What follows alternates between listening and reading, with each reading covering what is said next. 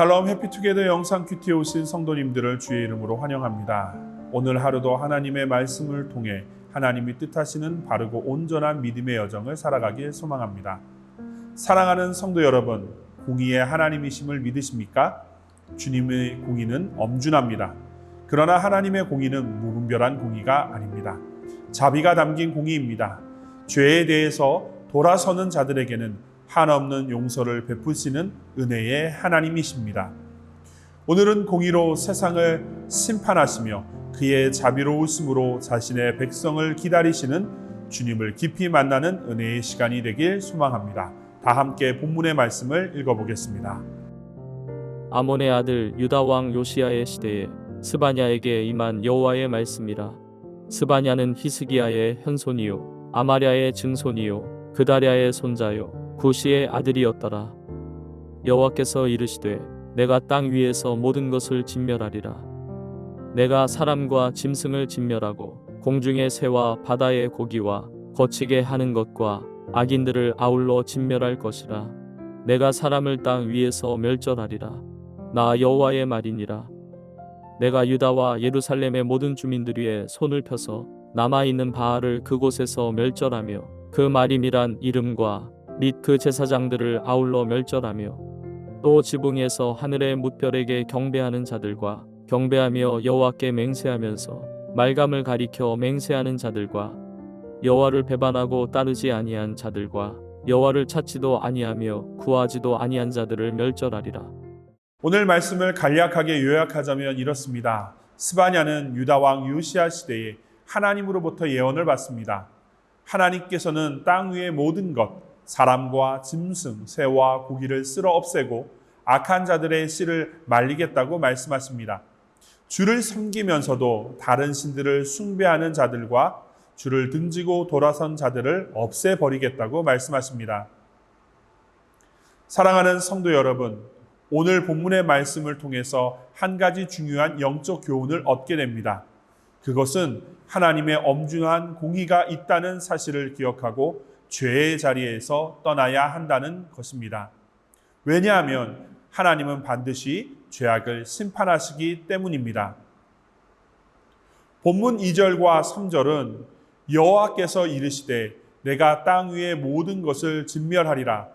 내가 사람을 땅 위에서 멸절하리라 기록함으로 하나님의 우주적 심판을 선언하고 있습니다.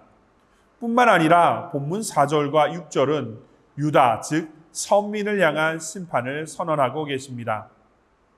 그럼 왜 이토록 스바냐의 첫 장은 하나님의 심판의 이야기로 시작할까요? 그것도 하나님이 택한 선민 유다를 향해 심판이 임할 것이라고 말할까요? 본문 4절과 6절을 다시 한번 읽어보겠습니다. 내가 유다와 예루살렘의 모든 주민을 위해 손을 펴서 남아있는 바알을 그곳에서 멸절하며 그 마림이란 이름과 및 그 제사장들을 아울러 멸절하며 또 지붕에서 하늘의 뭇별에게 경배하는 자들과 경배하며 여호와께 맹세하면서 말감을 가리켜 맹세하는 자들과 여호와를 배반하고 따르지 아니하는 자들과 여호와를 찾지도 아니하며 구하지도 아니하는 자들을 멸절하리라. 여기서 특별히 주목해야 할 것이 있습니다. 그것은 바로 남아있는 바알이라는 표현입니다. 본문에서 남아있는 바알이라는 표현을 볼 때 요시야 종교개혁 이후에도 유다가 여전히 바알을 하나님과 겸하여 섬겼다는 것을 알 수 있습니다. 요시야는 강력한 종교개혁을 통해 우상 숭배를 철폐하였습니다. 그러나 바알의 숭배 흔적은 여전히 남아 있었고 유다는 바알을 버리지 않고 숨긴 채 하나님과 겸하여 섬긴 것입니다. 그런데 이 일은 요시야 때만 그런 것이 아닙니다. 유다의 많은 왕들은 종교개혁을 단행했지만 그때뿐이었습니다. 그들은 여전히 바알의 흔적을 찾았고 하나님과 더불어 숭배하였습니다. 사랑하는 성도 여러분, 유다처럼 여러분 안에도 반복되고 끊어지지 않는 죄의 모양과 자리가 있습니까? 그들은 결국 자신들의 반복된 죄의 모양으로 인해 스바냐 첫 장부터 하나님의 엄중한 심판과 공의가 있다는 선언을 듣게 되었습니다. 죄의 삭은 자라납니다. 그리고 사망이라는 열매를 반드시 맺게 됩니다. 요시야와 더불어 유다의 왕들이 종교개혁을 단행할 때 그들은 회개하였습니다. 그러나 그때뿐이었습니다.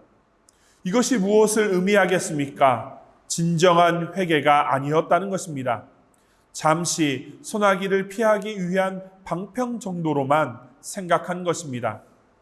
여러분도 죄의 자리를 떠나야 한다는 메시지의 말씀을 통해 그것을 들을 때에 그들처럼 잠시 소나기를 피하는 방편으로 회개의 자리를 사용한 것은 아닙니까?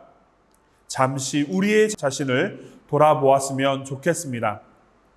사랑하는 성도 여러분, 그럼 왜 하나님께서는 바로 심판하시지 않고 스바냐를 통해 심판이 있을 거라는 선언을 하고 계실까요? 그것은 바로 하나님의 자비 때문에 그렇습니다. 하나님께서는 이스라엘을 불쌍히 여기셨습니다. 그래서 회개를 촉구하셨고 회개의 촉구의 그 내용을 심판의 선언을 통해 하신 것입니다. 그렇습니다. 하나님의 공의는 자비가 포함되어 있습니다.